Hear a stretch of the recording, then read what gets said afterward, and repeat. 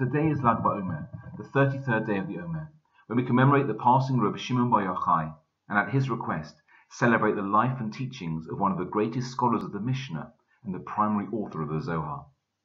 Now, there's a fascinating aspect of the Holy Rabbi's biography that particularly resonates with the current situation. You see, the Talmud records how Rabbi Shimon, in conversation with his colleagues, seems to be the first to ask the question, what have the Romans ever done for us? But when news of this political criticism reached the authorities, his death was decreed, and Rabbi Shimon, together with his son, went into hiding in a cave. Now, the upside of their enforced isolation was that God miraculously provided for their basic needs, and they were able to study Torah for years uninterrupted, mastering the mystical teachings of Kabbalah. And after 12 years of confinement, Eliyahu HaNavi brought news that the decree had been annulled, and they were free to leave the cave and reintegrate back into society. However, their transition wasn't easy, and when seeing people engaged in ordinary day-to-day pursuits, both Rabbi Shimon and his son couldn't comprehend how they seemed to be abandoning the eternal for a temporal life and wasting their energies on the mundane.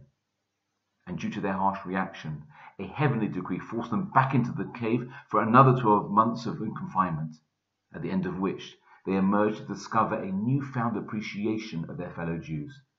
And from his teachings we learn that Rabbi Shimon's most notable trait was his tremendous love and admiration for every Jew. And if anything positive is to emerge from the social distancing that we've had to endure, then it is that when life eventually returns to normal, we too will have developed a greater appreciation for each other.